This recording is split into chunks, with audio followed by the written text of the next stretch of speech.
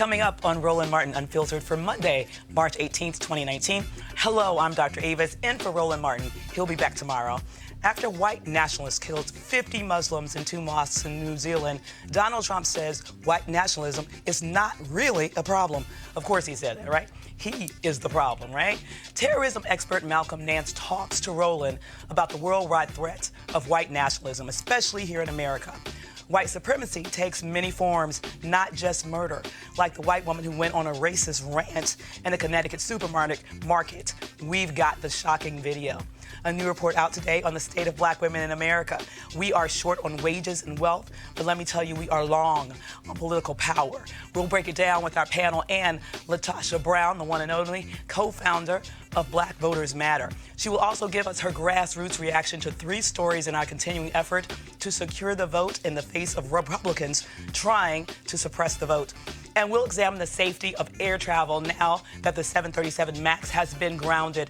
It's time to bring the funk on Roland Martin Unfiltered. Let's go. He's got it. Whatever the biz, he's on it. Whatever it is, he's got the scoop, the fact, the find. And when it breaks, he's right on time and it's rolling.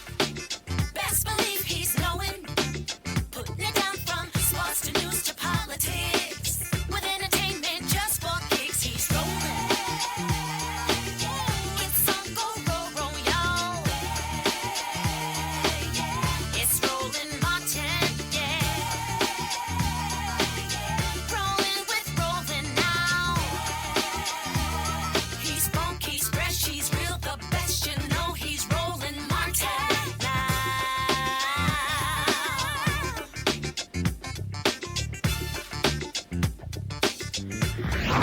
Martin.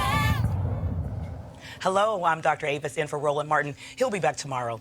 50 people were murdered last week in 2 mosques in Christchurch, New Zealand. The shooter was a self-described white nationalist, or as we call them on Roland Martin Unfiltered, a racist white terrorist. In his racist manifesto, the shooter cites Donald Trump as a symbol of renewed white identity and common purpose. Trump downplays white nationalism as a threat. I don't really. I think it's a small group of people that have very, very serious problems. I guess if you look at what happened in New Zealand, perhaps that's a case. I don't know enough about it yet. They're just learning about the person and the people involved. But it's certainly a terrible thing, terrible thing. Yeah, those few people can sure do a lot of damage. 50 people at mosques in New Zealand, 9 people at Emmanuel African Methodist Episcopal Church in Charleston, South Carolina, 11 people at the synagogue in Pittsburgh, 2 people at that Kroger supermarket parking lot in Kentucky. And that's not all. Right-wing extremists were linked to at least 50 murders last year, a 35% increase over 2017, according to the Anti-Defamation League that tracks these events. And there are reports that the House Judiciary Committee will hold hearings in the next few weeks on the rise of white nationalism. Of course, the big question is Trump to blame for the rise of white nationalism and white nationalist violence? Before we ask the panel about this, here is what David Leonhardt of the New York Times wrote this morning. Drawing a direct line from the purveyors of hateful rhetoric to any specific hate crime is usually impossible, and it's usually a mistake to try. The motive for these crimes, be it in New Zealand last week or Pittsburgh last year, is typically a stew of mental illness, personal anger, and mixed up ideology. Trump doesn't deserve to be blamed for any specific crime, but he does deserve to be blamed for the trend. It's very complicated. The man with the world's largest bully pulpit keeps encouraging violence and white nationalism. Lo and behold, white nationalist violence is on the rise. You have to work pretty hard to persuade yourself that's just a big coincidence. So joining us on the panel today to talk about it is Monique Presley, a legal analyst and crisis manager, Michael Brown, former vice chair of the DNC Finance Committee, and Eugene Gregg, CEO of the Eugene Gregg organization. Welcome. Thank you. Appreciate it, appreciate it. So what are your thoughts about what's going on here? You know, to me, it's very interesting that Trump was specifically named in the manifesto, yet he keeps acting as if, why am I even mentioned in the same breath as this murderer? What are your thoughts on his responsibility for these acts? Well, of course he has responsibility, but it's the same as everything else that he has responsibility for, and he's taken none. He's supposedly the President of the United States, the so-called leader of the free world, and he's never accepted that mantle. He has continued to behave over and over again like an infant. You know, I mean, he has such juvenile behavior. He does things that my young children think are just absurd. So for him to actually accept responsibility for the fact that the hate that he puts out can lead to an extreme group of people taking action, no, I'm not surprised at all that he is unwilling to do that. Absolutely. And Michael, not so long ago, you remember when he came out and called himself a nationalist? You know, it's very interesting that he specifically used that language. And now we have this yet another murderous action by a white nationalist. He's still trying to say, oh, I had nothing to do with that. Well, first, Dr. Avis, let me first commend you for coming in hurt and sick and doing a wonderful job. Roland, if you're watching, look what a professional. I'm trying to figure out what Avis is turning up. That's what I probably need to be. But you know, I'm sure someone has kept count, whether it's the Anti-Defamation League, but it seems to me there are so few attacks by Arab Americans, right, or Arabs, or however the president liked to refer to them, and more by just white people. Absolutely. By white men that just want to go to a hotel, open up a window, and start shooting people in a crowd. That's terrorism. It is. And every time this happens, he ignores it because, you know, clearly he knows that he's part of the problem. I don't think he ever thought people would really go to this level. Clearly he wants to inspire his people. Right. But I don't think he ever thought people would go out with guns and start killing people. But that's what they're doing. What do you think, Eugene? I think he actually does, to be honest with you. I mean, you go back to the campaign, you know, literally at the rallies, he would say, you know, hey, you know, back in my day, you know, they can get beat up and taken out in the stretcher. And then he would tell his folk, you know, well, if you beat them up, I'll pay your legal bills. I think it's kind of irrational to expect the trash-ass racist to, you know, kind of rebuke other trash-ass racists. That's true. And, you know, when you have folk that are committing crimes and killing people and literally bringing the white supremacy and white supremacist terrorism to real lives, you can't, I mean, I thought it was weird. And then I had to take a step back that Mick Mulvaney's first response to, you know, the question of should the president give a speech denouncing white supremacy is, oh, the president's not a white supremacist. Yeah. Oh, he doesn't not like Muslims. Well, Eugene, we have a little clip from Mick Mulvaney. Let's see what he said. Let's look at his excuse. The president is not a white supremacist. I'm not sure how many times we have to say that.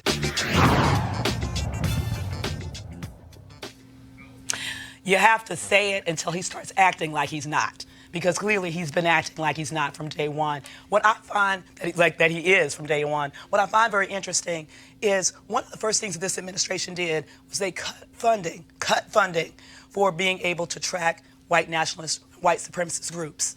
At the very same time, they established this ridiculous focus on black identity extremists. Yeah. We've known for the last 3 years, we have seen increases in white nationalist violence. We've seen a 17% increase in white nationalist violence just between last year and this year. The problem is here. The problem is getting worse. They're wasting resources looking for black folks when it's these crazy, I wouldn't even say crazy, that gives them an out. No, evil white men killing people of color, killing Jewish people all over this nation and the world. When will we correct what's gone horribly wrong with this administration? What can we do as citizens to move this administration and let them know that they need to change their focus? All right, well, the trend for this homebred terror for young white men, especially young white men between the ages of 18 and 24, predates the Trump administration. And they've been studying it supposedly for a while, and I do think, yes, it's kind of like axis of evil-ish, but there is sickness, and they have not figured out what's going wrong with that demographic that is leading to them being the predominant factor. I mean, we don't even have to guess now. When we see that there's been some mass shooting, we pretty much know what that's about, and it doesn't look anything like everything this administration is flagging. But what this administration is doing is just feeding the base. Right. I mean, they just feed the monster and feed the monster and feed the monster, and it has not. They're not tethered to facts. Right. You know, they don't believe in data or science or any of those things. It doesn't matter. Down is up and up is down. So whatever it is that serves their purpose of the day or the moment, that's what they go with, and that could change tomorrow. Well, this is an administration that's been full of white supremacists. Look, Malcolm Nance talked to Roland about this. We will listen to that, and then we'll come back and continue the discussion. Really to understand that we are operating in white fear right now. We've always had that, but the reality is with America becoming a nation majority people of color in 2043, you look at what's happening in France and other countries, there's all this fervor when it comes to immigration. This is really white folks globally being afraid of the future, what the demographics look like. You're absolutely right. And it's not a recent fear. This is certainly in the United States with the white supremacy movement. Well, technically, you could say that its heyday was the U.S. Civil War. But in the period afterwards, and, you know, with the rise of the Ku Klux Klan and then the civil, you know, as it descended into the civil rights movement, the 1950s were actually very, very significant in terms of intellectualizing the fear of immigrants, blacks, browns, and others in the United States and coming into the United States. And you might recall, Roland, there was a movement back in the 1950s called the John Birch Society. Yep. And the Birchers were a group of white supremacist, aligned neo-Nazis, Ku Klux Klansmen, and white upper middle class and middle class who believed in white supremacy as, you know, almost a form of corporatism. Now, because the World War II saw the rise of fascism, they didn't want to take on the symbols of fascism. They maintained that America itself was a uniquely white identity. And they were, of course, thoroughly sidelined leading up into the, you know, the nomination of Barry Goldwater for president in the 1960s. They were sidelined. Only until the period of Donald Trump had groups like the John Birch Society just been ignored. Right. Now they're mainstreamed. And in fact, Congressman Benny Thompson has sent a letter to the FBI and Department of Justice saying that they have failed to brief lawmakers on the fact that more domestic terrorism suspects, white folks, were arrested in the United States over the last 2 years than foreign Islamic extremists.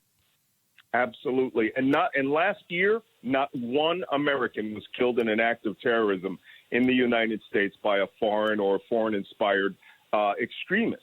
But there were numerous Americans massacred, most notably the massacre in the synagogue in Pittsburgh, which was carried out by a pro-Trump white nationalist, and the attempted bombing and decapitation of the entire Democratic Party establishment by that amateur bomber out of Florida. This isn't new, but, you know, in the 1990s, we had a huge boom. In 1980s and 90s, there was a huge boom of militiamen and white supremacist-backed groups who were going to, you know, prepare themselves for the white, you know, versus black race war. Timothy McVeigh's bombing of the Murrah building in Oklahoma City was precisely that. He expected that when he blew that building up, his book, The Turner Diaries, the one that he loved and loved reading, was supposed to be the clarion call for all whites in the military to take their guns and mass murder the blacks in the military and thus start a race war. On that very point, a HuffPost investigation has identified 7 U.S. military members who belong to a white nationalist group. ProPublica's also identified the white nationalists. And we have individuals right now who are serving in the United States military who they've aligned themselves with white nationalists, with neo-Nazi groups, and it is a problem as we speak. Yeah, and it's old school, too, because you know, the neo-Nazis front other groups, you know, the more traditionalist groups that have gone out of existence, like very little-known groups, the Covenant, the Sword, and the Arm of the Lord, you know, which was an all-white Southern group, which was advocating for, you know, civil war in the United States.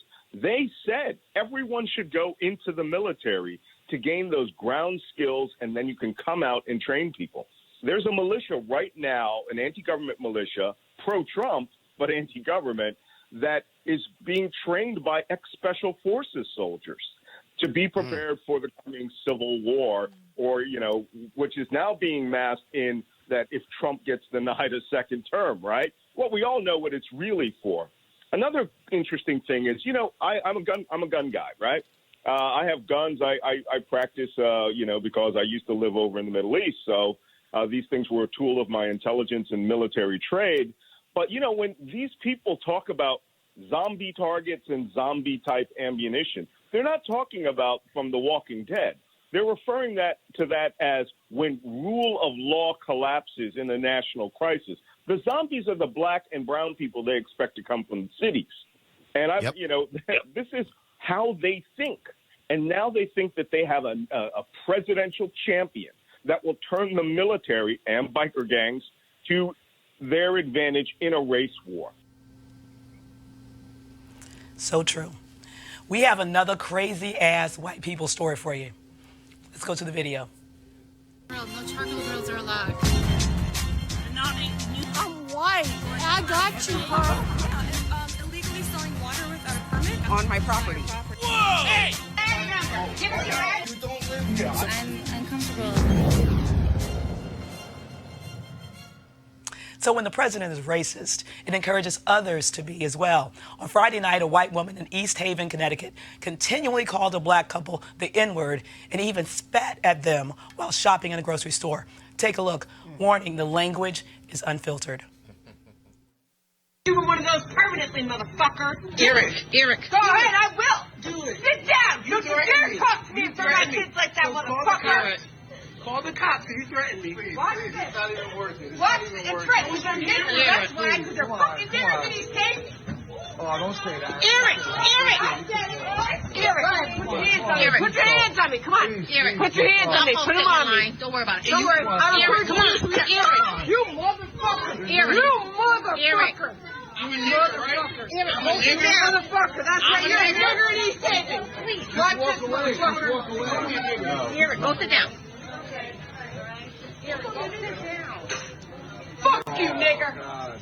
Eric. Motherfucker. Motherfucker. You motherfucker. She gonna try that with the wrong person one day. That's all I got to say. Okay, so this woman has been identified as Corrine Tyrone. I almost said Tyrone, who worked as a secretary of Hampden High School in Connecticut until she resigned after the video went viral. The Hampden Public School Superintendent, Joni Goler, released a statement identifying Tyrone in the video and saying that the employee has been separated from employment immediately. The school district also filed a report from the Department of Children and Families. Since Tyrone's children were present during her traumatic tirade, charges have not been filed against Tyrone as of yet. So, when I see things like this, I think, first of all, her children were very calm. They didn't even flinch. Because that's not new. Exactly. Motherfucker might be their middle name. You don't just start doing that one day at the store. I mean, they know who their mother is. Black people. Yeah. Mommy probably pops off not just about black people. Yeah, right. That is a pattern of behavior. Yeah. That is a character demonstration. That's a way of living. And I hope that they need to call the people on her, CBS and everybody else. Do we know what started it? I have no idea. I haven't seen anything about what started it. But listen, I need her to be in the right place, in the right jurisdiction, in the right store, and let that happen. Like I think at some point in time, I don't advocate violence, but I believe Monique can correct me. I believe once you get spat on, that is an assault, and I think you should have a right to properly defend yourself. And these hands work perfectly. Well, you bring up a good point about where these things are done. Yeah.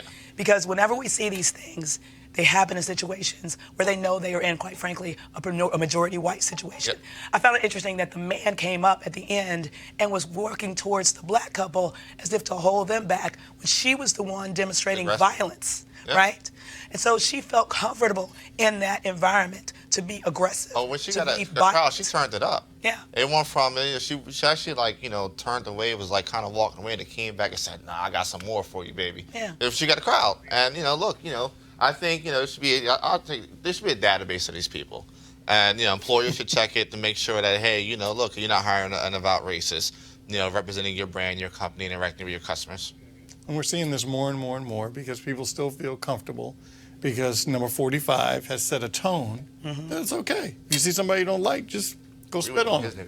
Yeah. Tell them you don't like them. Call them a name. It's okay because I do it from the Oval Office, so what's the problem? What I find interesting, too, is that the majority of these are women. Yes. The majority of these are angry white women. Yes. I'm like, what the hell do they have to be so angry about? What do you think is the psyche Well, going on with white women right now? The thing that's interesting about it is, of course, that's how we ended up with this, one of the ways that we ended up with this president, Absolutely. right? A cool assist from Russia. But some people were so disappointed with the vote from the white women. I was not. I was not surprised by that at all because there's a party line that lines up behind their husbands and where they think that whatever has happened, whether it's losing coal jobs, whether it's the way that their husband feels in the economy, which ends up coming back to them because that it all goes downhill. You come in, you're in the house, you hit the wife hits the kids kick the dog. I mean, that's what happens.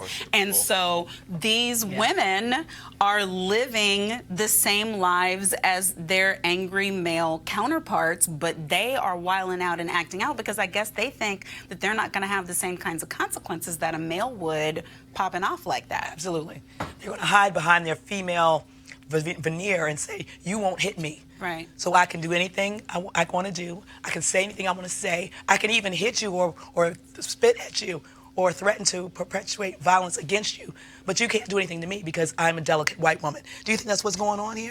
Clearly, and we see it happens all the time when in the same kind of assault situation, even if a black woman don't get treated like white women do. Absolutely and it's not. just the parity. It's just not, the whole system is not fair. So you're right. They feel empowered. Mm-hmm. I agree 100%. I really think, if you want to pop off, do it with the right crowd, the right people. My thing is this: if you're going to pop off, get your full value of pop off out of it.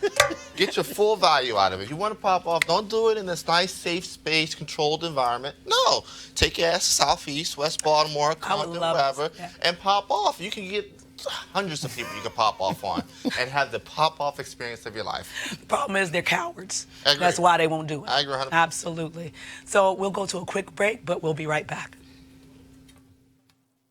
You want to check out Roland Martin Unfiltered? YouTube.com/Roland S. Martin. And subscribe to our YouTube channel. There's only one daily digital show out here that keeps it black and keep it real. It's Roland Martin Unfiltered. See that name right there? Roland Martin Unfiltered. Like, share, and subscribe to our YouTube channel. That's youtube.com/Roland S. Martin. And don't forget to turn on your notifications so when we go live. You want to support Roland Martin Unfiltered? Be sure to join our Bring the Funk fan club. Every dollar that you give to us supports our daily digital show. There's only one daily digital show out here that keeps it black and keep it real. It's Roland Martin Unfiltered. Support the Roland Martin Unfiltered daily digital show by going to RolandMartinUnfiltered.com. Our goal is to get 20,000 of our fans contributing $50 each for the whole year. You can make this possible. RolandMartinUnfiltered.com. All right, so the Black Women's Roundtable Convention is going on in Washington, D.C. right now. We've been live streaming these events from Friday to today, including a session this morning on the annual report, Black Women in the United States. So proud to be the editor of that report. Happy that it's out again this year. There are two findings I want to talk about: our growing political power and the fragile nature of Black women's wealth. Let's start there with these facts. Black women are workers. In fact, more of us are working on a percentage basis than white women, and that's been the case forever, right? But because we work and we work hard, we have to be twice as good. Doesn't mean we're getting fairly paid. Black women working full-time year-round earn only 61 cents for every dollar earned by white male workers compared to 77 cents for white women. And according to the report, over the course of our working years, that means that we lose nearly $1 million throughout our career. And that results in a large wealth gap as well. Married Black women with college degrees have less than half as much wealth as married white women with college degrees. And let me tell you, when we get towards retirement age, that gap actually increases. It does not decrease. So I want to talk to the panel about these findings. It's really quite amazing. when I look at these numbers every year, on the one hand, I'm excited because I see us moving forward, particularly with political representation this year. We've been moving, and we're going to talk about that in a minute. But when I see these economic numbers, it's very disturbing to me because nobody works harder than black women. And to see us continually get economically exploited in this nation, it's very frustrating. What can we do in order to wield more economic power? You know, we've always been in last place. And it concerns me greatly because I'm talking since slavery, right? And we've had to be industrious because we were put in the last slot every place else. And so part of our surge and our success is that ingrained fighter spirit that overcomes and is resilient. But I don't believe that there's enough collaboration. Right. Because we have a lot more economic power than what would be evident by the way the numbers keep coming in. Right. And I don't think we can expect for our white and other minority counterparts to do more for us than we do for us. So things like the Black Women's Roundtable, moving forward in business markets and moving forward in educational markets, I mean, we have to become our own lobbyists. I know that's a bad word now. We have to become our own advocates. Yeah. We have to make sure that we're in the marketplace by grouping together. Absolutely. You know, it can't be done in silos and it can't be done as an island. Absolutely. And when I think about some more data that we released in this report, what's really going on here is that as black women, we're disproportionately represented in low-wage jobs, jobs that don't have a lot of the basic benefits that a lot of higher wages jobs have just off the top. Because we don't have then access to things like healthcare, we don't have access to other things, we end up coming out of pocket to pay for those. Part of what we report here is that black women spend about 40% of our income on caregiving for others, okay? Right. As compared to white women who only spend about 14% of our income on caregiving. But we don't just end up paying for our own health care, we end up dying. Absolutely. More of us die in childbirth. Absolutely. More of us die with heart disease. Absolutely. More of us, you know, I mean, and depression. They're looking at those numbers now and things that are, and so again, it's just like I said with the white women, we deal with some of the in the last seat, we get kicked before they kick the dog mentality, in that there's been a perpetuation of black men being in prison, and that destroyed the black community through over-incarceration, and we were left to carry the bag, and that meant taking whatever job you could get in order to feed a family because there was no man in the home. Yep. So and that's another drain on our income. Yes. Because we're putting money in there for them. Yes. We're also paying exorbitant rates for phone calls. I mean, it's all, everybody's getting rich off of our dollars. You know that the penal system is making a ridiculous amount of money off of families, and it's a higher per capita percentage of people of color. Absolutely. And I want to bring the brothers in this conversation because I feel like I get very disturbed. Yeah, they're my brothers, right? Yeah. I get very disturbed when I hear so much animosity between black men and black women. And, you know, I don't even want to take blame. Sometimes we're the aggressors, sometimes y'all are the aggressors. It just happens, right? Depending upon the subject. But the bottom line is, I feel like we need to understand as one people that we can't do any of this by ourselves, that we get so much further if we work together, black men and black women. What can black men do to support black women in these ways, and how can we also support you? I think we start with just supporting black women.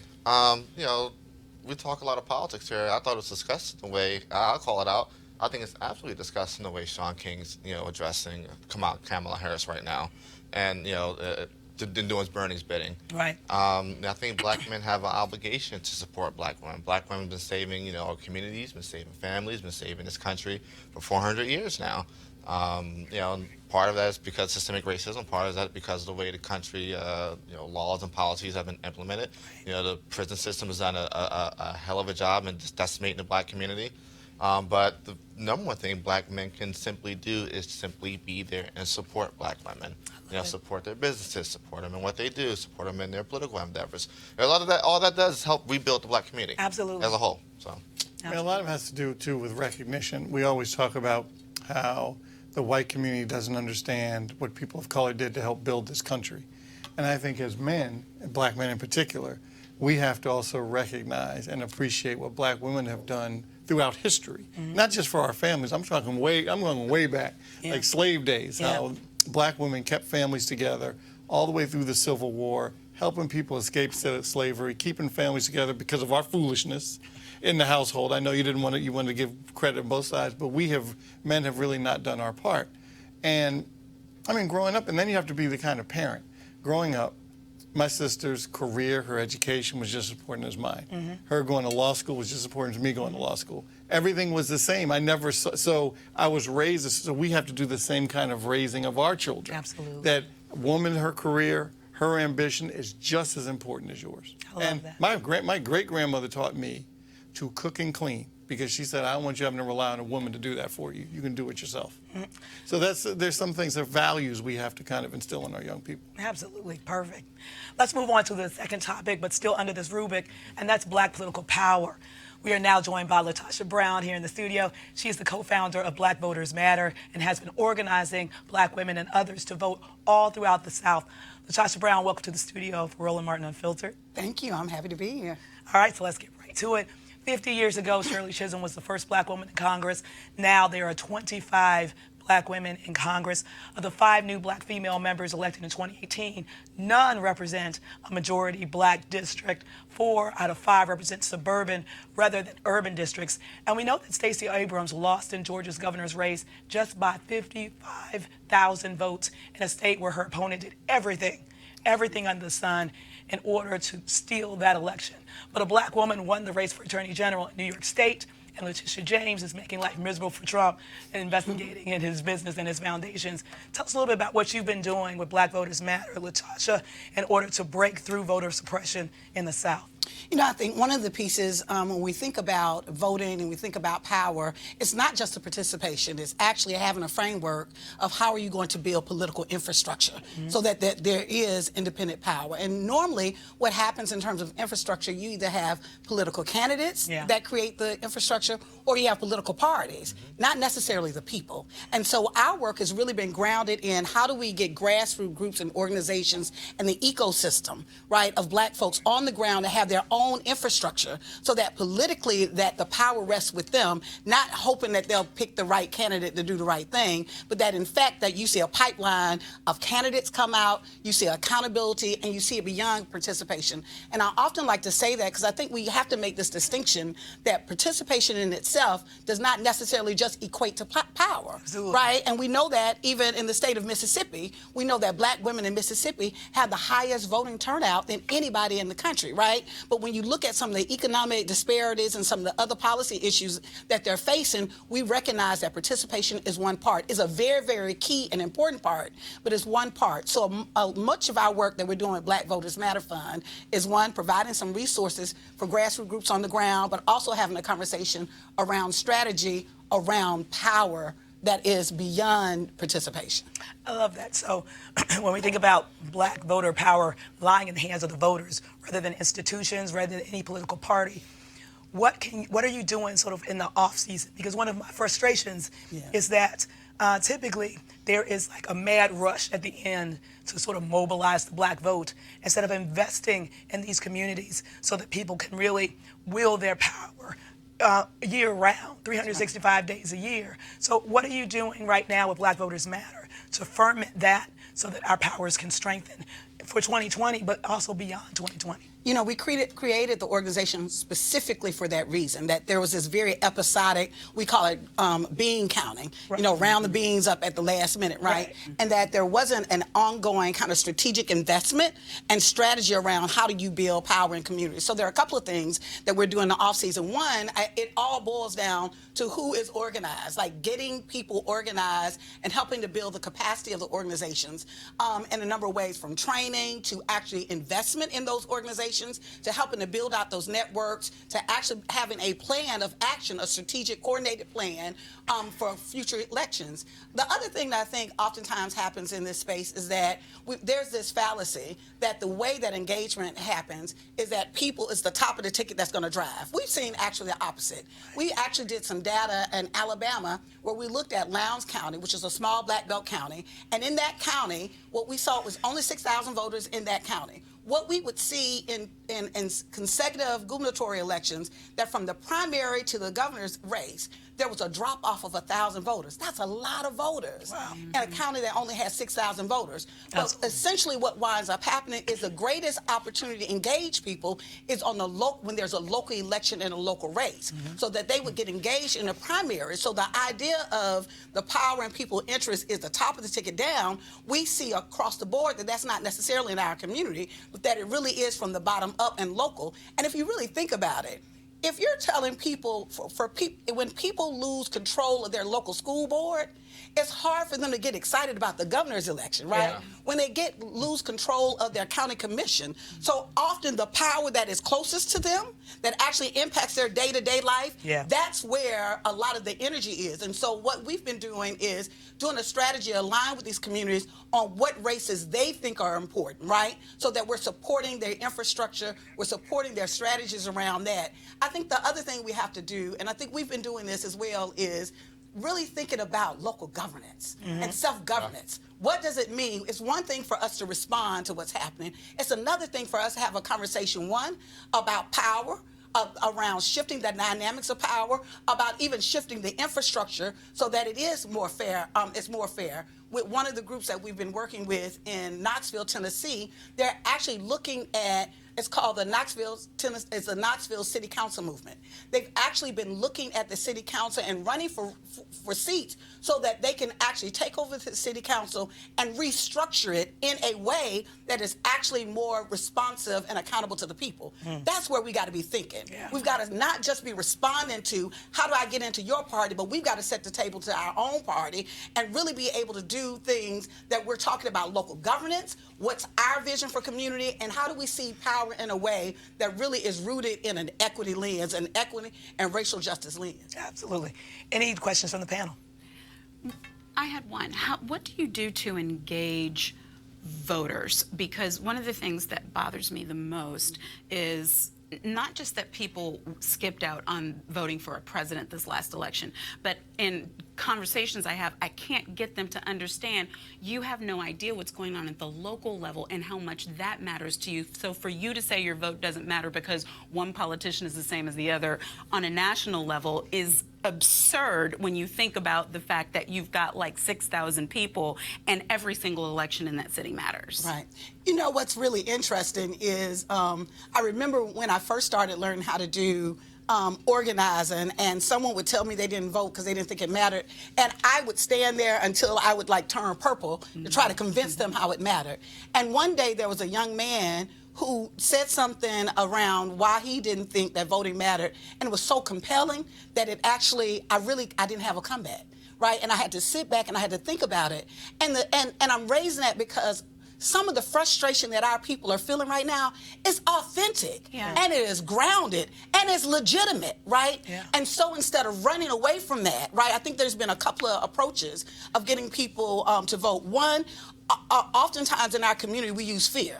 You know, they're going to come shut down, they're going to take this off, they're going to, at some point when people have just been bombarded with negative messages and negative images and fear, you can't, at some point you got to cut that off, right? So we actually shifted the frame. We shifted the frame from fear to love and power. And say that ultimately you have power, that you can change your community. We will actually talk them through that process. A second thing that we do is when someone says, you know, I don't think that voting matters, right? We don't argue with them. We say, you know what? And I'll say this. I'll say, I understand, because oftentimes I feel that way, right? And so when you start from a place of having an authentic conversation with our people, you can actually engage them in a way because they know that you're coming to them real. And then so oftentimes, even in that space, I'll say, while I understand your frustration, because I feel the same frustration, if someone is trying to break in my house and all I have is a hammer, and I might not have a gun, I might not have the tool that I want or the weapon that I want, but all I got a hammer, you need to be clear, I'm going to use that hammer to hit him in the head, right? And so when you frame it that to understand and to really speak to recognizing there are limitations in the vote. It is, right? But when you are at war, when your community is under attack, you have to use everything that is available for you, right, that you can actually do a pushback. And so we often tell people voting is not the end all and the be all, right? But we are doing harm reduction, right? And we need you, and we engage people in the conversation. The third thing I think that we do is that we actually use culture. We use music, we use food, we use a gathering, and we listen. Yeah. Oftentimes, folks don't like to listen to people in our community. Folks don't come to our communities and listen to us. They come to our communities and tell us how bad we are, how broke we are, how beat down things are, right? Our first point of contact when we're going to communities, we literally have a listening session. We sit there and we listen. And when you start listening, people know that there's an authentic relationship developing, they can also start tapping into their own power. And it's a process. It's a process, but what we've seen is a great engagement. In this last year, we were in the midterm election, we were able to engage 120 Black-led organizations in the Deep South.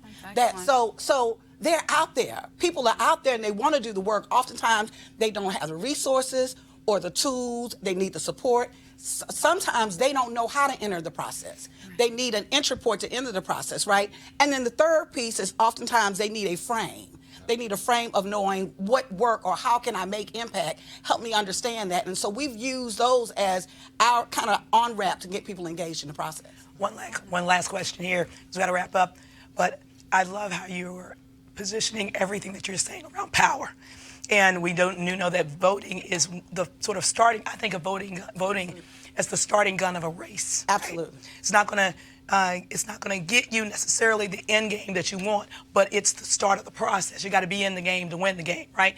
So what organizing are you doing with these communities after the vote so that they can hold the elected official, no matter who wins, accountable for what they want to see happen in their communities? That's an excellent point. One of the things that we do is we actually have a network strategy. So instead of part of what we do is work, what is our ecosystem? And an ecosystem, I work in philanthropy, and oftentimes philanthropy will say, there's no infrastructure. There's always infrastructure. Black folks had infrastructure on plantations. Yeah. There was always a vehicle. No, it was. There was always an ecosystem to get things done. Somebody in the house, somebody in the field, somebody knew how to move the food, somebody knew how to cover when somebody was going to escape. So in that process, part of our strategy has been having a network strategy, connecting with partners like Black Women's Roundtable, the Southern Rural Black Women's Initiative, other organizations that are existing long-term organizations, working with grassroots groups, pulling us together so that we can have some collective thought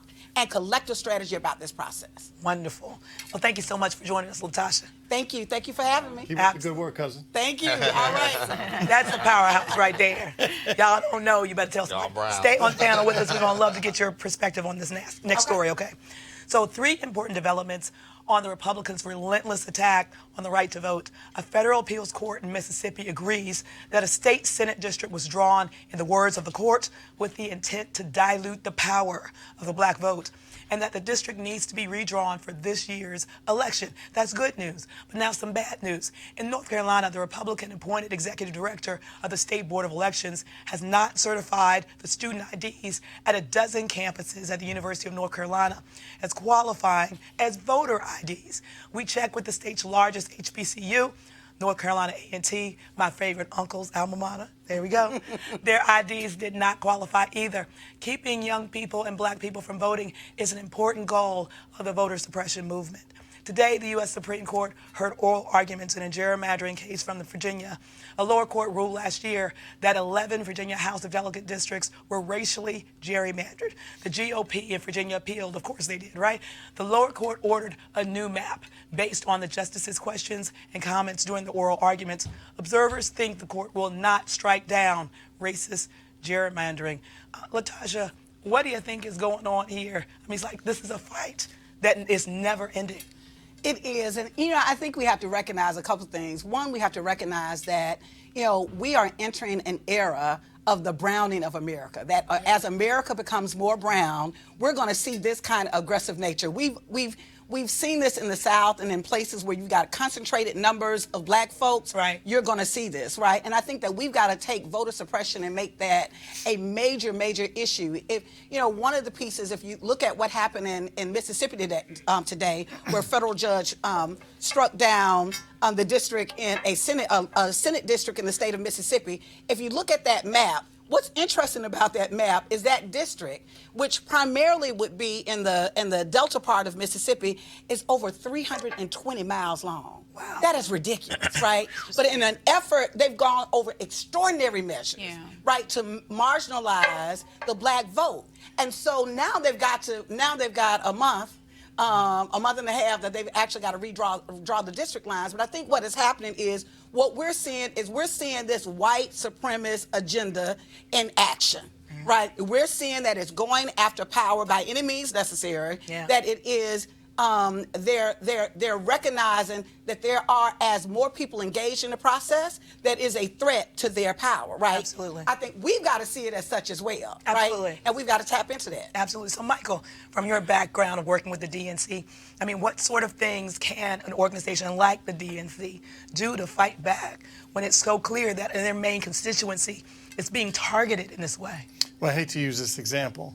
However, when my father was chair of the party, he used to always say, the Republicans come to the fight with a gun. We've always come with a knife. He's butter knife. And listening to my cousin over here, that when you organize and give folks resources, you're leveling the playing field. So when you got to level the playing field, because GOP is not playing. They don't care. They want judgeships. And remember, I don't think people understand. That's what makes your job, I know, so difficult. When you're trying to get people to vote, and they don't understand that sometimes elections have consequences. Absolutely. People that draw these maps are people that got elected and or appointed by the person that got elected. And so when you sit home and say, oh, my vote didn't matter, or I didn't like Hillary for whatever reason, these are the consequences you got to deal with. Right. Absolutely. Right, but we don't break bread with the people in the GOP who could assist because they are of good conscience, good report, have integrity. It's so hard to find them. Voting. I mean, we got one. And to me, that's what matters because, I have a tremendous amount of respect for my brother right here. Absolutely. We disagree on almost everything, but he takes stands of principle. You know what I'm saying? Absolutely. And so when we do the thing where it's like we liberals, them conservatives, and they're not as black, and they're not whatever, and they're not down in it makes me sick because we could have more people on the inside of what the GOP is doing to diffuse it while we're giving more power to the grassroots efforts, while we got like an ACP Legal Defense Fund going out and dispatching and bringing challenges. I mean, we gotta put this thing together. It's just the internal divisiveness is what at this point is killing it, because what the white man is doing is Custer's last stand. Absolutely. His name's numbered. But what are we gonna do? Absolutely. I mean, that's an excellent point. I'm joking. That's an excellent point. So, Eugene, I'm interested because I would think, and I could be wrong, that you're probably taking a lot of incoming from other Republicans. Tell me. Okay? Tell me. So But we welcome all smoke. We welcome all smoke. Yeah. The thing is this, and I agree with Monique. This shouldn't be a partisan issue. Gerrymandering, typically is going to hurt the black community. Looking at Virginia, looking at Mississippi, looking at it in Maryland, our congressional map is currently being redrawn by a commission appointed by the governor. And, I think one of the best things that Governor Hogan could have done is ask, AG Holder's organization and President Obama's organization to come in and help them draw the map so that it's a fair and equitable map. But the GOP has to come to the table on the issue. I agree 100%. We should be working together on this issue, and black Republicans have a vested interest in seeing the black community thrive and seeing the black community have equitable representation at every level of government. Well, I have to ask, do they really want our vote? Here's the thing. I will say this. There are some that do. There's some that don't. I'll be honest about it. If you can have you ask J.C. Watts or K. Cole James or Michael Steele, that's absolutely. But the thing is this: as with anybody, I don't think black community should just hand the GOP your Absolutely. vote. I think the GOP needs to come and court you and work for the vote the same way they work for two-way votes, the same way they work for pro-life votes, the same way they work for any other votes, the same way they go out and stir up all the anti-immigrant feelings to get just crazy out there to vote. If the Republican Party, and honestly, Ronna, we're talking to you because we know what's going on up in that building down there. If they're serious about getting serious about courting black voters, you need to come and engage black voters on their terms, on their issues in their communities. That's an excellent point. My fear, my concern, I would say concern over fear, is that I feel like we're seeing the reverse of history. South African apartheid was in many ways developed by looking at our Jim Crow system here. Yeah. And I think what's happening right now is that a lot of your party mates are looking at the white South African rule under apartheid and trying to figure out how can they apply that model here by disenfranchising the black vote in this country.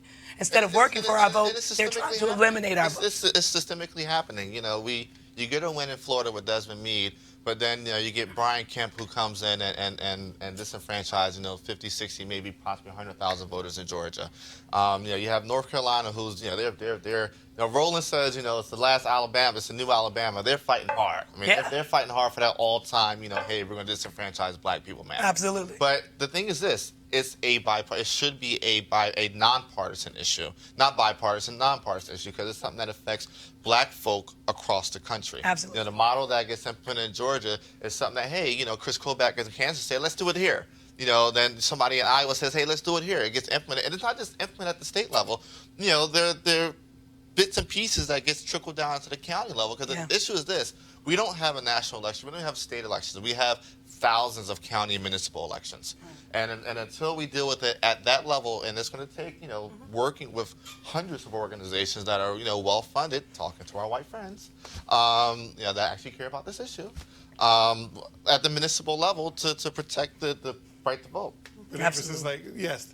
And he is few and far between. Yes. There are more of them than there are of him. Right. And a prime example is when you watch some folks of color that go on and defend 45. You could say somebody said the N-word. They'll say, "What's the context?" That's kind of the thought. It's how can I got to defend him in some form or fashion. I mean, they've done it here on the show. They're few and far between in terms of people who are out as spokespeople willing to speak up for the party. But there are so many in the closet black Republicans, because we talked about it on the other show. The older you get, the more conservative you get. The Republicans are, to me, missing the boat, because there are plenty of people who want to vote and probably secretly do vote because they're voting for their pockets. The more you make, the more you want to keep, the less you want to spend in taxes, et cetera, et cetera. So there are these issues that there could be common ground on, but on stuff like voting, GOP has to show up. I'll give you an example. I'll give you really quickly. 2018, Governor Larry Hogan gets almost 40% in Baltimore County, almost 50% in Prince George's County, about 45% in Montgomery County. These are two of the three of those are majority black jurisdictions. Yep. He didn't go in talking about divisive issues. He went in and talked to the communities there on their terms, on their issues. I mean, and it's a model that the GOP could apply anywhere in the country. Yeah. Treat black voters the same way you treat your voters that you actually care about. Show that you care, and then we'll maybe reward you with our vote. Well, we're hearing some rumblings about him challenging Trump in the primary, so that would be hoping interesting he to does. see. I'm all in for Hogan 2020. All right, now. So let's go to a break.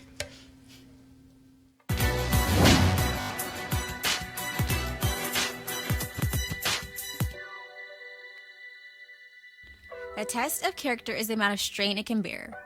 Lawyer and civil rights activist Charles Hamilton Houston.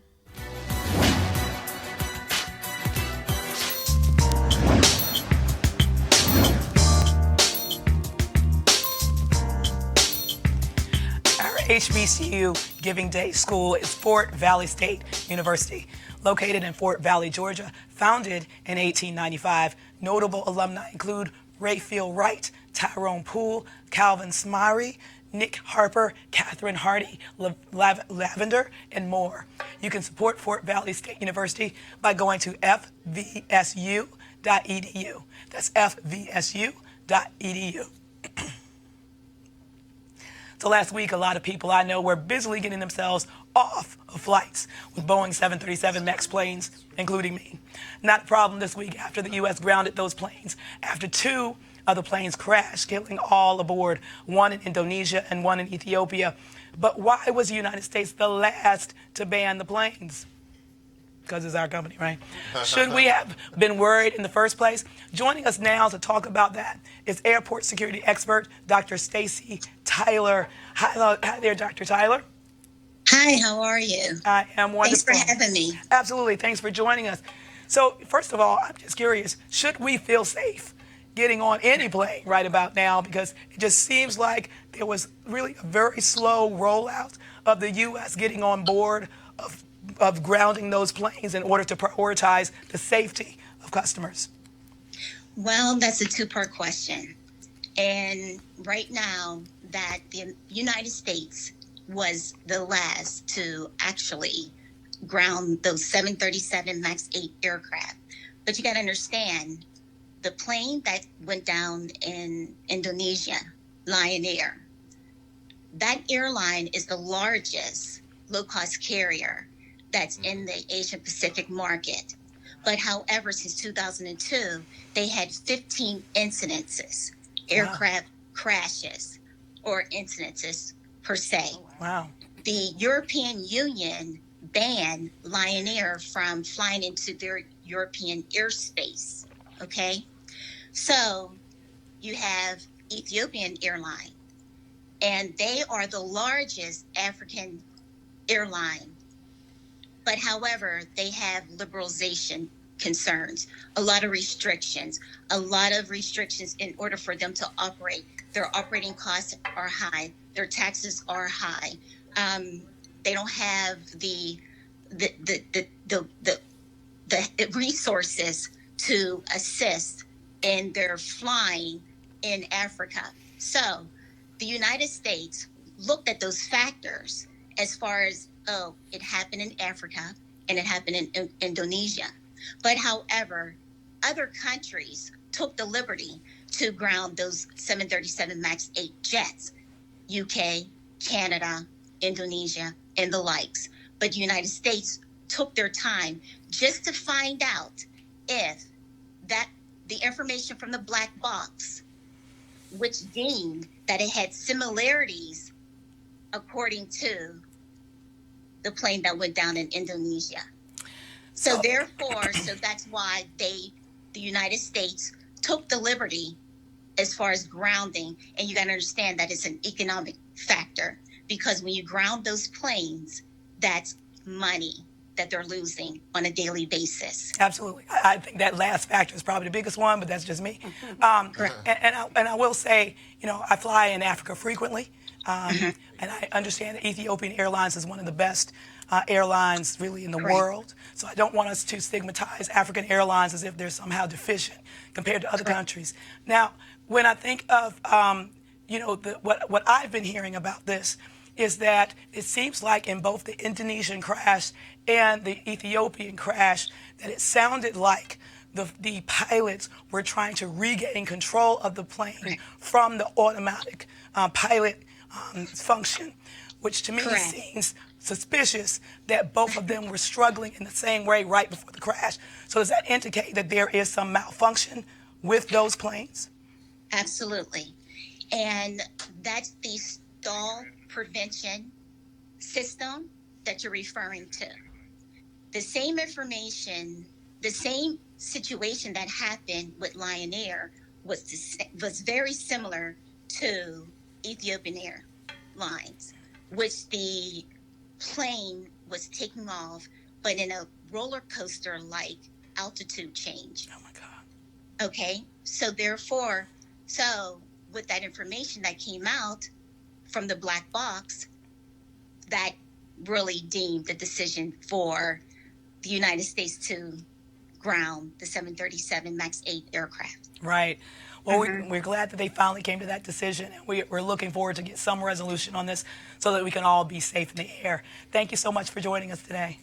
Thank you very much, Dr. Avis, for having me. Absolutely. And that is it for this edition of Roland Martin Unfiltered. Roland will be back tomorrow, and my bad voice will be gone. So thank you for joining us. We'll see you next time. Holla.